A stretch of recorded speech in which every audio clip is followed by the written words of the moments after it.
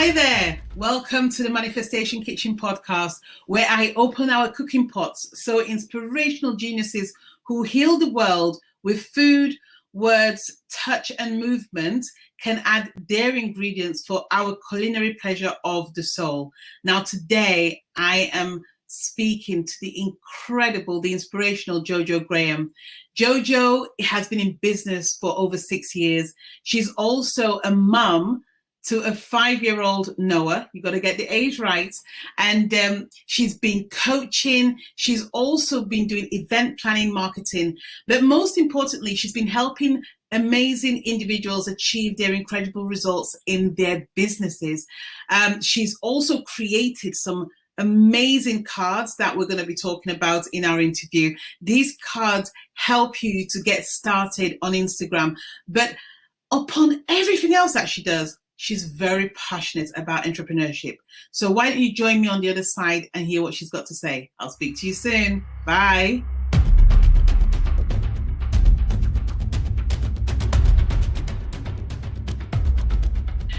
So hello there. I told you she's here waiting to divulge some of her wisdom. And Jojo Graham, hello. Hello. Thank you so much for having me. No, thank you. It's an absolute pleasure. I remember, I always start my interviews with, I remember when I first met you, and we haven't met in person, but somebody told me about you, and you had just launched your deck of cards that were for Instagram. And I was like, oh, I got to get me some of those. And they're so clever. So before we sort of like just get who you are, because I've already done a bit of an introduction, what got you into the cards in the first place? Okay, so this was just over a year ago where I had the idea. And I have at home, and I'm sure you might use them, or some of your listeners might use them. I have angel cards. So yes. I have like a deck of the oracle cards. And I was using them one day and I thought, wouldn't it be so cool to have something like this, but for marketing, because I'm a business mentor, marketing's my thing. And so, you know, the way that the angel cards are done, where you can either pick a card for one piece of guidance, or you can do a 3-card spread, or you can just do lots of wonderful things with them. I just thought, right, there's something in this. I can translate how these cards are used, but to be about content marketing. So as I kind of started researching, I realized that these cards didn't exist anywhere. So I thought, right, okay, it would be the first of its kind. So they're unique. And then I started speaking to other people who had done cards similar. So coaching cards, or just like kind of prompts and things. And I spoke to one particular guy who had grown his own coaching card deck company, and then he sold it for a lot of money. So I spoke to him and he told me like what I should do, what I shouldn't do, how it could be effective. He put me in touch with a supplier, and it was just really, really good. So yeah, that was where it kind of started, and that was the end of 2019. So the beginning of 2020 is when I started, really making it happen, speaking to the suppliers, got a graphic designer in, put the content down, and then obviously the pandemic hit. So I was supposed to launch the cards last March, but they were actually launched in May. So there was a 2-month delay, but it was one of the highlights of 2020 for me, because we all had a bit of a shake-up last year, and we had to find the joy in the year. And that for me was one of the things that brought me a lot of joy, because it was such an incredible product to launch. Everybody loved it. It did really well. I think I've sold almost 800 decks now. And that's without really, I like to say I have tried, but without really scaling it with ads and things. It's just been an organic thing. So yeah, it's been a beautiful thing. I love it. I somebody told me about it, and I was like, oh, and I remember, I think I watched your launch video. Oh, right. And it was nuts. Like, people were going crazy. And I just thought it was just one of the cutest things to see, and inspiring. And also, like you say, we were going through the lockdown at the moment. Well, we still are, but it was the first lockdown, and it was something that just, I think, brought a lot of light and excitement to people. Yeah. So I want to say thank you, because I have mine and I have a look at them sometimes, and we've not started implementing your cards yet, but we will. And they're actually behind my computer. So because they're there, because it's like, well, you know what, we're going to use them eventually and stuff, because there's some really good ideas in there. And so if you want to know how to use those cards, or if you want to speak to Jojo about them, you've got any questions, then her Instagram link is at the bottom. So, contact her there and ask her any questions. And I'm sure can you buy them from your bio or something? So in my bio on Instagram, there's a link to the Instagram for the content cards, so simple content cards. And then the link to buy is on there, but then it's also in the link in my bio as well. So yeah, you won't miss it when you go on my Instagram, because it's all there. Good. I had to get that out of the way, because it's like the first thing that got me to get to know you. And since then, we've had a few chats and stuff, which, and I really, really enjoy talking to you. So welcome to the podcast.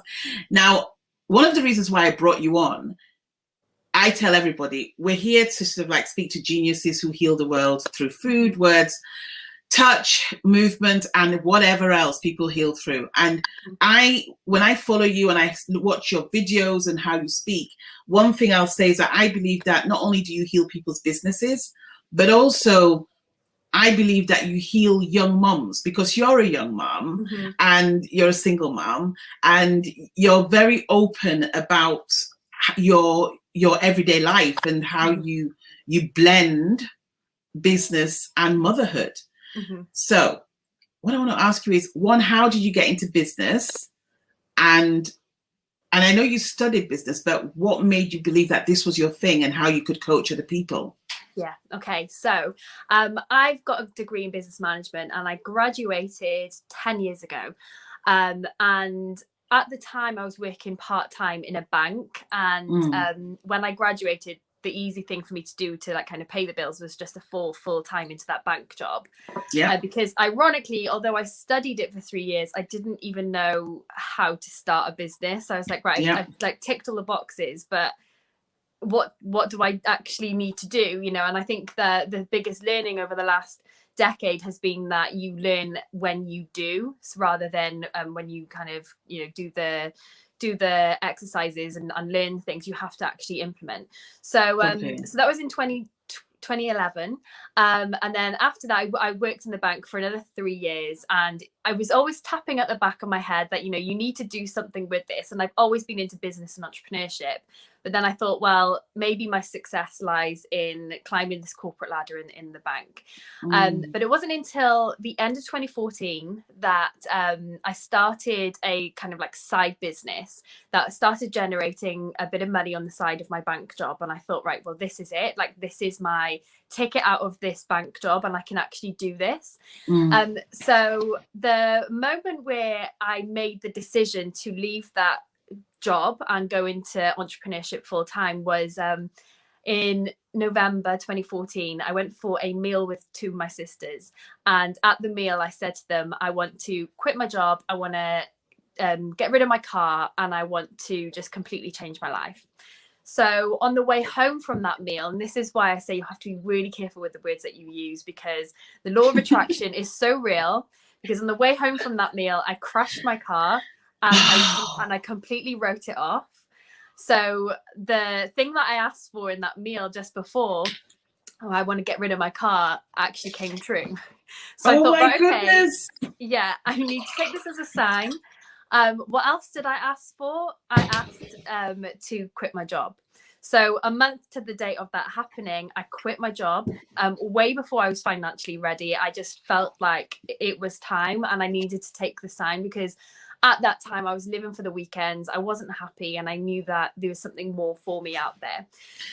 So I quit my job. And then I was living in Cardiff at the time, which is where I live now, but I was living in Cardiff at the time. And then a month after quitting my job, so in the January 2015, I moved to London. And I just thought, right, I need to be in London because there's opportunities there. I could build a network. And that's when I started hosting different personal development events in London. My network grew, my like entrepreneurial journey just kind of went from there. And then fast forward, so that year is when I fell pregnant with my little boy. He was born in 2016, and then it was the end of 2016 that I really stepped into becoming a business coach and mentor and getting paid for what I did.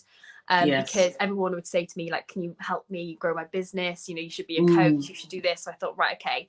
So I invested in a mentor myself, and then that's where it's kind of grown since. So yeah, that's the story in a nutshell. That's incredible. And it's so funny because you talked about law of attraction, and just as you were narrating the story about telling your sisters, what did they think when you were telling them that? What did they say? So my sisters are used to me. We're very determined anyway as a family, and hardworking. So they knew by me saying that, like, oh yeah, you know, you should go for it, you should do it. My parents, however, when I was having similar conversations, were wanting to keep me safe, and they would say, well, maybe, you know, don't quit your job quite yet, you know, run your business for a little bit longer just in case. And for me, my personality is like, I have to burn the ships to take over the island. I have to get rid of plan B. So that's why it was important to me to kind of put myself in that situation where it was my back was against the wall. And I remember saying to my mum, I will never work for anyone else ever again. And when I said it inside, I was so scared, but on the outside, I was so confident. I said it with conviction because I was like, there's no way I can't make this happen. But if for whatever reason it doesn't work, what's the worst that's going to happen? I'll have to get another job. So that's when I just really went all in and went for it. Yeah. So that's incredible. And it's interesting because my story, I loved my job. I wasn't looking for anything else. I didn't want to.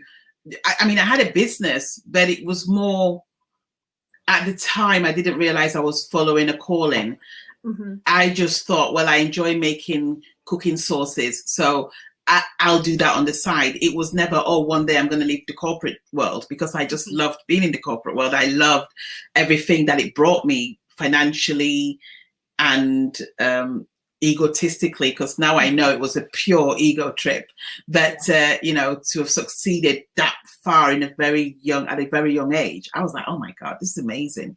So I didn't hate my job. But what would you say to those people? Because right now, people have lost their jobs. People have also had the opportunity to really think about what they want to do. So there's a lot of people out there who've gone, you know what, I've been doing this for 20 years, 10 years, and I don't want to do it anymore. I just don't know how to proceed. What advice would you give to them? So I would say that, so if they're still in that place where they're working that job and they want to do something different, is to use their time alongside what they're currently doing to upskill, to become better at what it is that they really want to do. So when I was working in my job, I was obsessed with learning and understanding business on the level that was actually happening in the real world right now. And then I would do that in every single pocket of time that I had around my job. And at that time, I didn't have my little boy Noah. I was, you know, a single woman who had a bit more time as well. And I think it's just being committed to that next step. And if someone is in a place right now where they perhaps have lost their job and they want to pursue something else, working on the mindset is so important, because being an entrepreneur, it's a roller coaster, and you're going to have amazing days, and you're going to have days where you're going to doubt yourself. You're going to have days where you think, right, yeah, this is working, and then, oh my gosh, it's not working. And by focusing on keeping a strong mind and having people around you who are also on that same mission as you as well is just super important. And then trusting the process. And it's really hard to do that, especially if you want to control everything, but you have to trust the process because it all works out. Yeah, you're right. You talked about burning the boats, and that's from the book Think and Grow Rich. Oh, I didn't know actually where that originated from. I've read that book, so that makes sense. Yeah. Yeah, and it's such a true meaning, because it's the only way that you're going to sort of like sit there and go, right, I need to progress forward. And funnily enough, that's actually my boat. In my current situation, my boats have been burned for me on a particular situation, and it's like, oh my God, we've got to do this, And it's so interesting because when you burn your boat, you realize that there's only way but to go forward. You can only go forward with that, and like you say, be confident and certain in yourself that even if that isn't your end result or your end result isn't realized, you can look at another end result. So like you said, look, if this doesn't work out, I can always get a job. But I'm going to give this my all. I'm going to make, you talked about your back being against the wall. Literally, you have nowhere else to turn, and this is it. And you have to do everything else that you can do. But also, people, I think a lot of people come together, especially in the personal development world. And when you're in a crowd, you're going, yeah, I'm going to give up my job. I'm going to give up my job. As much as I think it's quite admirable, sometimes I think just be very careful, because there's nothing worse than giving up your job and then having no cash flow whatsoever, and then having a really low vibration on how you approach everything else, because then you don't succeed. So then you have no business, you have no income coming in. And that's where people end up start getting depressed and losing all possible confidence. So I completely understand that, because as much as people have done it, it's not for everyone. No, so it's absolutely. making it's not for everyone. So I really appreciate you saying that. So you mentioned Noah. Yeah. I love the way your eyes light up when we talk about Noah. So what's it like being a working mom, a young mom, building your business? Your business is still growing. What's it like? How do you be that superwoman? It's all I've ever known, really. So I've always been an entrepreneur since he's been born. Right. And for me, I guess what makes it work, or what has made it work ever since he has been born, is that I've fit the business in around him rather than the other way around. So I started this current business when he was 8 months old, and he had 2 naps a day. And then I would put him down in the evening. So I would work in his nap times, and then I would work late into the night as well. So I'm a night owl, so that worked for me quite fine. And then 2 naps went down to 1 nap, so I had to adjust. And then that 1 nap disappeared. So I was like, right, okay, I need to do something. So that's the point when I decided to put him into nursery. I think I started 1 day a week, then 2 days a week. And then I'll just literally work on those days or in the evenings. So it's just adapting and being ready to adapt as well, because there's always a way to work around it. And something that I always try to do as well is to do minimal, but to get the maximum return. So if I can do something effectively in that small bit of time that I've got to bring me maximum results, then it's going to be kind of a win-win. So that's why upskilling, like learning like the best ways to do things, the most efficient way to do things, helps when you've got all of those other responsibilities going on as well. So yeah, it's working smarter rather than working harder. Okay, that makes a lot of sense.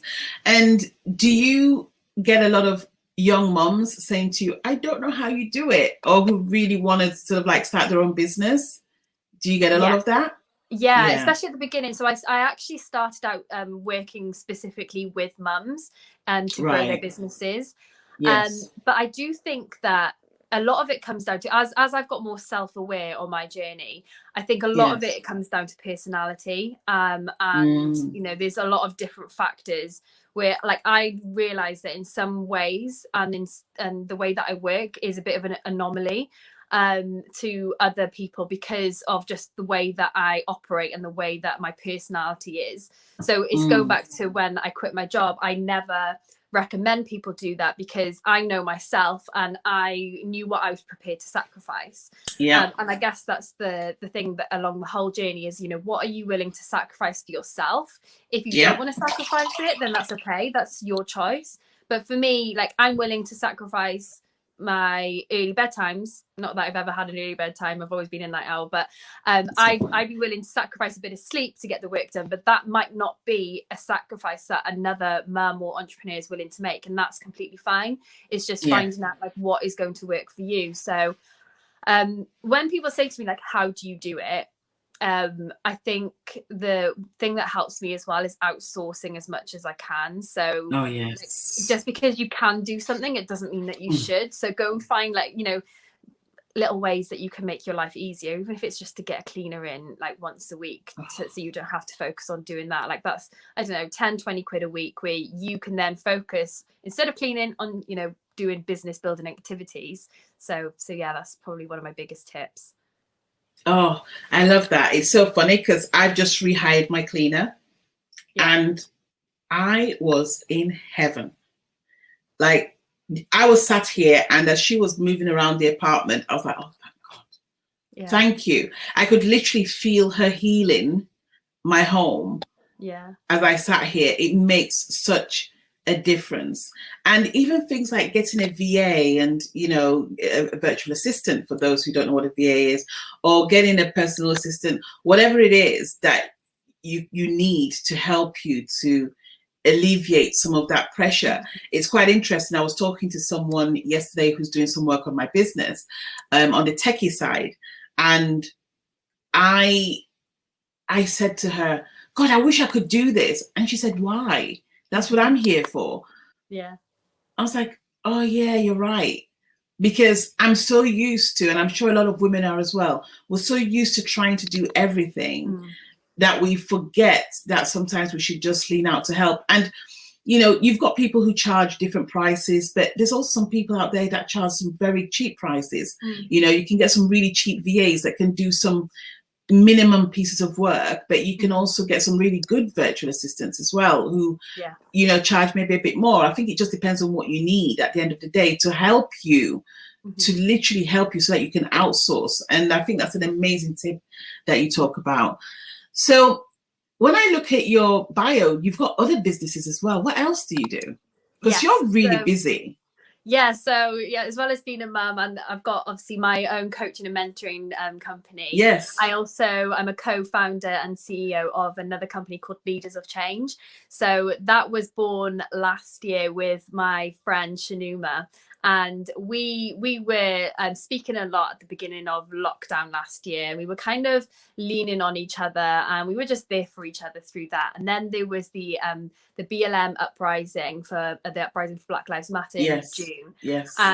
We started leaning on each other again in a different way because of, you know, her experience as a Black woman, my experience as a white woman. And it was very I guess healing in a way, as we kind of having this conversation.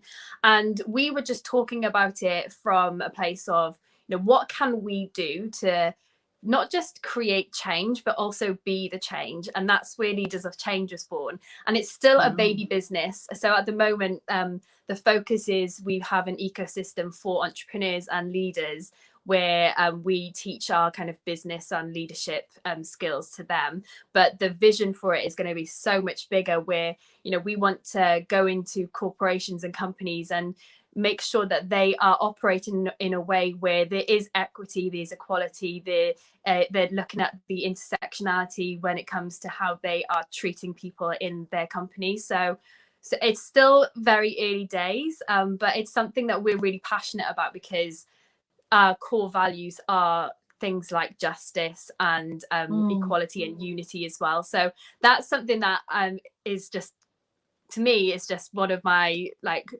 it brings me so much joy, and it's just something that I know is going to make such a difference. So that's the thing that I know will make impact.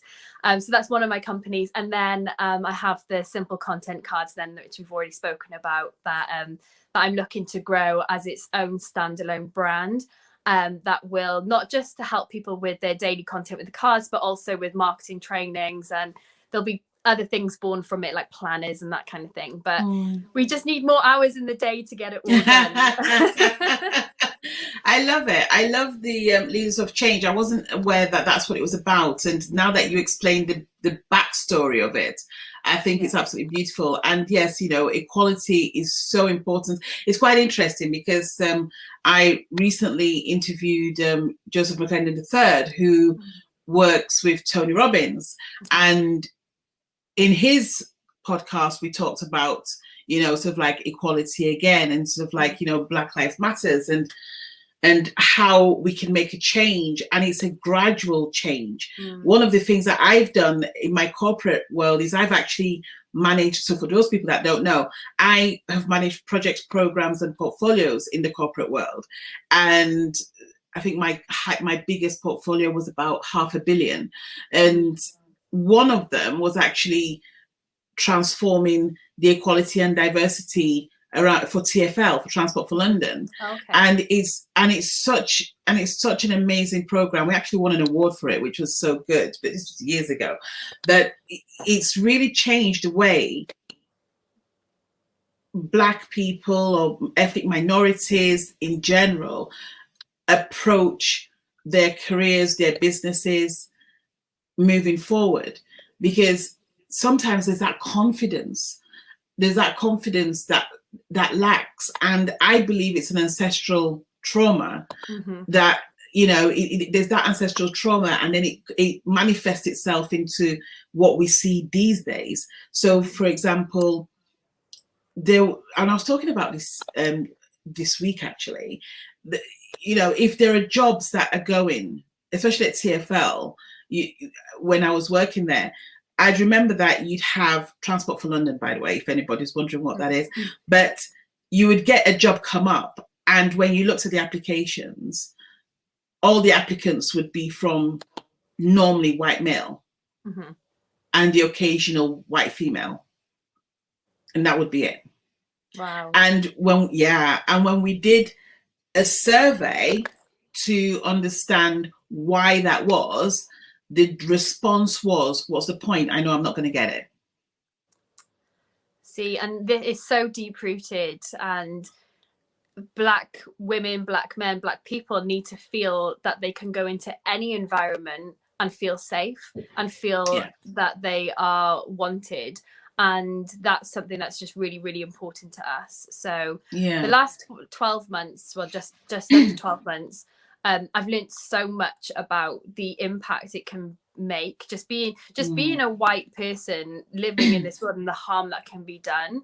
And the more that people are educated on these things, the more that, you know, white people can do their parts to be an ally and be the change.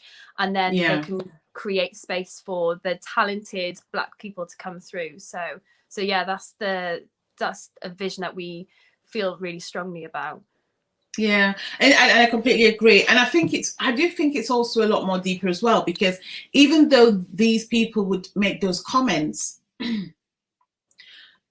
the belief that they didn't think they would get the job, but also the confidence in believing that, you know what, I do have the skills and I can actually stand up for myself. You know, excuse me. You know, I can stand up for myself and I can go into, so I'm quite confident. So when I go for contracts and everything else, I literally say what I feel. I'm very sort of like, you know, when do you want me to start, rather than if I get the job. You know, and as a contractor, I've really trained myself to go for interviews on a more regular basis. So I go in and out of the corporate world if and when needed. Not everybody has that confidence. No. And again, when you look at it from my perspective, when I am in the corporate world, I'm normally the only female or only Black female executive there. And then when you look at the women, or when you look at women who look like me, they are PAs or executive assistants. You know, they're very low down, and they don't have any motivation to do the jobs that they need to do. So there's a lot of work. You can see I'm very passionate about this, but there's a lot of work that needs to be done to give people the confidence to do it, but also to say, you know what, these are the skills you need to acquire. Because I don't believe in giving somebody a job just because of their race. I believe in giving them the tools so that they can go and do it, but also giving them the confidence, reminding them that they matter, and saying, you know what, now it's your responsibility. We've given you all the tools. What are you going to do with it? Yeah. Yeah, there's so many different approaches, and that's why, you know, there's a responsibility from like the top down to make sure that they make space for that, and then from the, you know, the people who want to be in those spaces to take that responsibility. But representation matters, and when they see women like you on the boards, then it's going to give them the inspiration to go and do it too. So, you know, just you being you just makes such a difference. Yeah. Well, thank you. That was a nice piece of conversation there. So I'm going to go back to our current reality. Yes. Which is lockdown. Yeah. We're still in lockdown in the UK. Kids go back to school on the 8th, but I've just found out that might be postponed. Oh, really? Noah's been back in school for 2 weeks because I'm in Wales now. And he's in reception, so the younger ones went back to school 2 weeks ago. So while everyone's waiting for the 8th, which is Monday, I've been like kind of like enjoying my life. You're having fun, I'm back in business now. Oh, good. Yeah, I just saw it on the news come up saying, oh, it might be delayed. So goodness knows what's going on. Oh gosh. But yeah. But you know, what are the most issues that you hear your clients coming up with now? What are they really experiencing, and what guidance are you giving them? So the big thing that's coming up is this homeschooling thing, and trying to juggle it all, trying to homeschool, trying to run the business, not getting support. Maybe they are single mothers, or maybe they their partner is also working, so they're juggling. And it's just, I think people are just putting so much pressure on themselves to be perfect, and we all want, you know, we're all striving for perfectionism, but it doesn't exist. So when we have put all of this stuff put on us, and we feel like we can't manage it, and we feel like we're failing, I think that has been a big thing for people's mental health, is feeling like they're not being great at anything, not even one thing. So the advice that I've been giving is just to not put that pressure on you, and just understand that we're going through a traumatic time. Like, we're in the middle of a pandemic that has been the hardest 12 months of our lifetime, and the kids will catch up. Like with Noah, I don't know if it's because of his age. Like, I just didn't put any pressure on him doing any home learning. We just did a little bit. He checked in with his teachers once a week, and then other than that, we just did what we had to do. Cooking, put, you know, it's just something on TV, just relaxed. I didn't want him to feel the pressure of having to learn at home, because home is home. You know, this is your safe space away from all of that stuff. So so it's, you know, it's been difficult because everybody's got their own individual circumstances, and I don't think anyone can really advise fully without knowing someone's full picture. But the message that I've been given is just don't put pressure on yourself. Just ask yourself on an hourly basis, what is it that I need right now? And I think when you meet your own needs, then that's when you can give to everybody else. That's really good advice. So then you've got the people who want to start their own business. And they're going, oh my God, I've got an idea. What 3 tips could you give them to like get started? Yes. So I think when people have these ideas to start a business, that's when the doubt comes in, or they might share it with someone and they'll have some naysayers. So I've had my fair share of naysayers. So when I first started my business 7 years ago? This is 2014. I actually recorded my first ever video. So this was actually 6 years ago. I remember those days. I recorded my first video before Facebook Live existed. And I posted this video on Facebook. And I posted it at 11 o'clock on a Saturday night. And I thought, right, I'm going to post it now because everyone's out or just busy. No one's going to see it. And then it'll just kind of get lost in the world of Facebook. But when I woke up on the Sunday morning, I realised, okay, if people are out, they've obviously had a drink and they've got some Dutch courage. And I woke up to all of these comments on this video, basically haters. And it got like 7,000 views. When like, so all of my old friends from my old life. they all just ripped me apart, and they said, like, basically, you know, people would say that I'm gonna fail, like I was ridiculous, I'm crazy. Even my dad said to me that he like, I'm crazy, take the video down, I'm embarrassed of you. And I was like, I'm not taking that video down, because that was me sharing my opinion, my belief, and I'm not going to minimize myself for anybody. So that video's staying up. Like, I did contemplate taking it down. I was like, no, it's staying up. But you know, something like that, like, that's quite extreme, you know, having all of that hate online.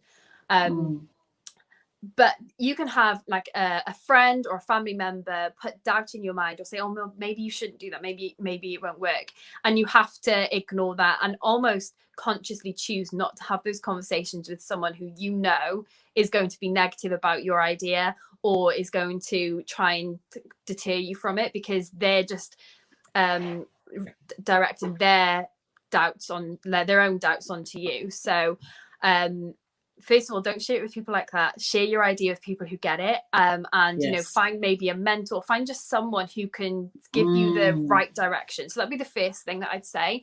The second thing would be to just master your craft in that area. So, you know, read the books. YouTube has an abundance of free trainings that you can watch. And you know, you don't have to invest a lot of money in upskilling. Just go and learn and be the best at what you do that you can. And then the next step would be then to just start taking action on those things that you learn. So if they've got an idea to start I don't know, it might be like a service-based business, like, do the small things, like set up your social media, get your email, maybe start a website, just like start doing something, because once you've actually done something, that's the commitment that you need to keep going, because otherwise you'll just be sat procrastinating. And then when you start taking action, that's when the momentum will come, and then it will just kind of snowball from there. So yeah, I think that's probably the advice I'd give to someone who's just got that idea right now. Yeah, I love that. You talked about something that's so close to my heart. I remember the first time I ever did a video. I remember in 2016 saying to friends, I know I've got so much to say. Yeah. I know I do. I just need to say it. And they're like, well, say it. I was like, well, that means I have to do a video. And they're like, do it. And I was like, no. I was like, oh my God, how do I look? And I was like, and I put on weight, and what are they going to say? I was mortified. I was like, oh my God, how am I going to? And I'll never forget when I did my video, I remember putting the camera, and I had no idea about camera angles and lighting and stuff. I mean, my lighting's a bit dodgy today as well, but it was really bad then and stuff. I'd be like, oh my God, you know. And you know what? I put the video out there, and I waited and I waited and I waited. And mine was the opposite reaction. Like, everyone's like, oh my God, Vic, well done. And I waited for that negative, and I was like, and I waited. And it didn't come. I was like, oh, okay. And I still do. I still get that moment. There's times when I'll come on and I'll speak, but there's other times when I go, oh God, my hair, I'm having a bad hair day. And, you know, or if I put my contacts in and the contacts won't settle. And there's all these things. And I think as women, we worry about it more, because, you know, we used to just looking pretty and beautiful and doing ourselves up, and you know that once you put it out there and stuff, it's like you don't want to take it down. It's there, right? So it's like you always worry about those things. But there are times when I wake up and I'm so driven to say something that I'll tie my hair up and I'll just say it. So it's hilarious, because there's a multitude of videos of me on social media now with me looking half dead, very awake. Not so bouncy, maybe bouncy, but I'm like, it's the message that matters, because it's not about how you look. And yes, I get it. You know, I'll always think to myself, yes, how do I look? But the most important thing is that message that you're sending out, can it change at least one person's life? Yeah. Because if it can, then your job is done. Yeah. And that's when you just make it so it's not about you, it's about how you can impact others. Because when it's about you, when you're showing up for yourself, like, that's just your ego. And if you want, like, you have to connect with that bigger purpose and that bigger reason why, for you to just think, right, no matter what, I will be showing up today. and I'll be doing what Yes. I need to do to get my message out there and to just help, even if it's just one person. Yes. Yes. No, completely agree. So what is it that really sort of like holds you back? What is it that sort of like makes you think, oh God, I can't do that today, or just unnerves you? What challenges do you experience? Because you look as if you've got it all together. Mm-hmm. You're an amazing mum. You've got some beautiful businesses, another beautiful business coming up. So what challenges do you experience? I definitely don't have all my shit together. So I feel like sometimes I'm like a swan. So I look like graceful on the surface, but underneath my feet are like paddling like this. Yeah.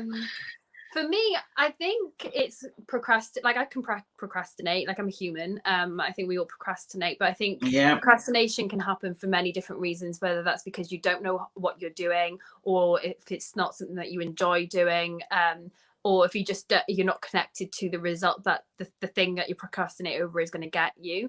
I think the thing that holds me back is maybe my belief in myself to how big I can be. And this is something, the feedback I just get from people is that like I've got a lot of potential, and there's just something that might kind of hold me back from doing that. So that's something that I dive into quite a lot, and I explore, but that's kind of more of like a bigger picture thing.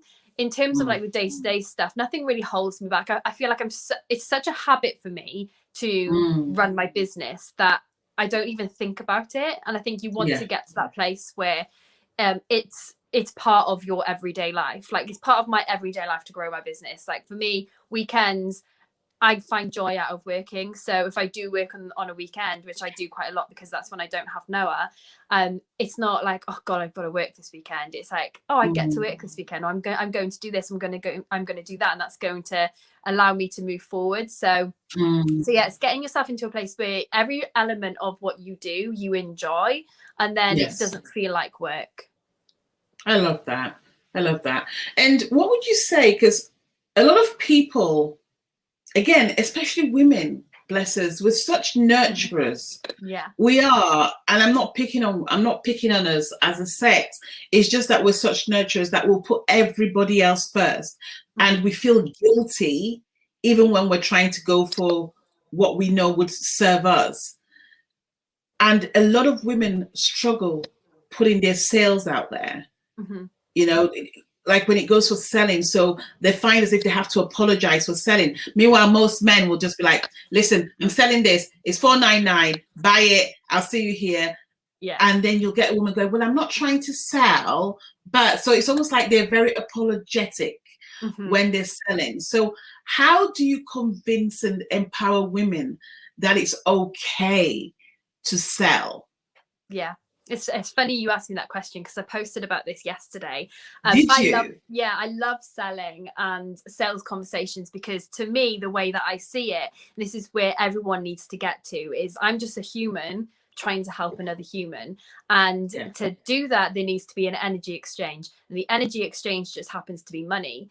And when you are so connected to what it is that you're selling, and you believe in your product, your offer so much that you feel like they can't not have it, and you know that it's going to solve a problem for them, then it's almost like you have to have that conversation with someone. But a great way to make it so it feels good is for the value of the offer to exceed what it costs for them to actually purchase that value. And when you feel like you've done that, it feels like you're over delivering. So it's like, look, you need to buy this because what you're getting is worth way more than what it's even priced at. And then you just feel confident in it. And I think as well, for women or anyone who struggles with selling, it's detaching from the outcome. I think sometimes we put so much pressure on getting a yes or getting the sale that we get unconfident with speaking about it, when it's like, look, like if you buy this or not, it makes no difference to me, because you're still going to have the problem if you don't buy it. but you know, I'd love it if you did buy it, because then I could help you. So it's knowing that, you know, they need you more than you need them. Like, you don't need that sale. If someone says no, or if someone doesn't buy it, there's going to be someone behind them. And what I tell my clients is to picture a queue of people standing in front of you. And when you're having a sales conversation, that's the person at the front of the line.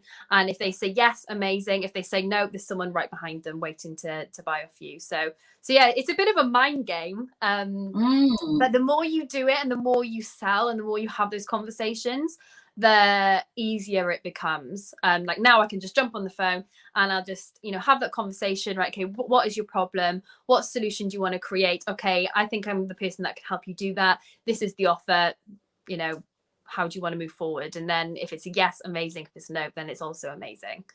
Yeah, that's incredible. And it's, you know, I've had to learn how to sell. I'm not a salesy person at all. I've had to learn how to sell. And the truth of the matter is, I'm still learning, you know, because it's like when you work, especially in the mindful business, where you're healing people and people come to you because they're disconnected from the power of life.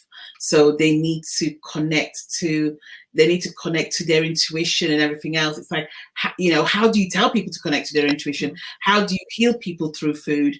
And it's taken a lot of time. It's taken a lot of mentoring and learning to actually go, okay, I'm going to put words to what I offer so that when it goes out there, people can buy it. And it's still ongoing. And I find it formidable. I see women who, they'll put an offer out, literally they cough, and then it's sold just like that. And I'm like, that's so impressive. And I just love watching it, you know, because I think, wow, that's impressive. And I'm moving from doing one-to-ones, and I'm doing more group work and what have you. And that's what I'm finding is, you know, putting stuff out there and people buying, and I'm like, oh my God, you know, it's so it's something that I've never experienced before. And my business is moving to a whole different area, and I'm learning about it and what have you. So I love the way you say, if somebody says no, then there's somebody waiting, you know, to buy in. And I also say, and when you said that, you know, people are buying off you, and it's like, it's amazing. I always say that marketing is more important than selling. And if you can master marketing, then you don't even have to sell. So what you've done, because you've got an amazing Instagram, is you've done some great marketing. So people have built up that know, like, trust factor with you. So when you do have something to sell, then they're ready to buy it off you. So I think when you think about like the puzzle that we're trying to kind of solve when it comes to growing our businesses, master your marketing, get that, you know, you're building those relationships, growing your audience of people who know, like, and trust you, and then they will just buy off you. And there'll be people who will buy anything off you. So with my content cards, for example, some of my long-standing clients and people who've been in my audience for a long time, I was building up a bit of excitement before I launched it. And they were even saying, I don't even know or care what it is that you're buying, that you're selling, but I'm going to buy it. So I was like, right, well, just know that it's going to be good, and it's going to be useful, and it's going to be valuable. But, you know, that's just the power of marketing, but also building that affinity with your audience as well.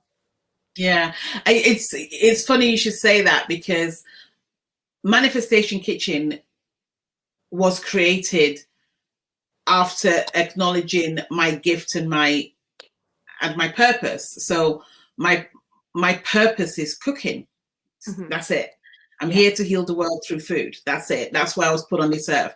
So whether I'm cooking for your enjoyment, it's still healing. Whether I'm cooking to make your body better, to relieve your anxiety and anything else, that's my purpose. My gift is my oracleness, my intuition and everything else. That's a beautiful gift. And we've put them together. But I always say to people that we've been open for 6 months. 6 months, and we've deliberately not done many sales, deliberately. So people that have needed it have come in, and I've worked with them, but deliberately not done any major launches. We've put out a few little bits and bobs, nothing, because it was like, I need people to know what we're about. Yeah. I need people to, so people come in and they go, oh, where's the kitchen? And the kitchen is coming, by the way, so excited. But people are like, oh, where's the kitchen? Or people would say, oh, wow, I love your content. But now all people need to do is see the fire or the crown, as I call it, and they know who we are. They know that this is Manifestation Kitchen. They see the colors. They know, like, it's been embedded. We've done over 200 posts. We post every single day. Yeah, we've done about over 200 in 6 months. We're gradually growing. We're growing organically. And it's been, one of the things I've learned is to be patient. Yeah. To be really patient, because everything that's been done is been done, I wouldn't say perfect, because I'm definitely not a perfectionist, but we've really, I've definitely honed into why I'm doing everything, and also the reasoning behind it, and also that it's okay to change the names of certain courses and activities and initiatives and blend them. There's that flow of me connecting to my feminine energy, which then connects with how I'm going to be approaching people and showing people what's available. So all of that's happening right now behind the scenes, putting it all together. And I'm so excited.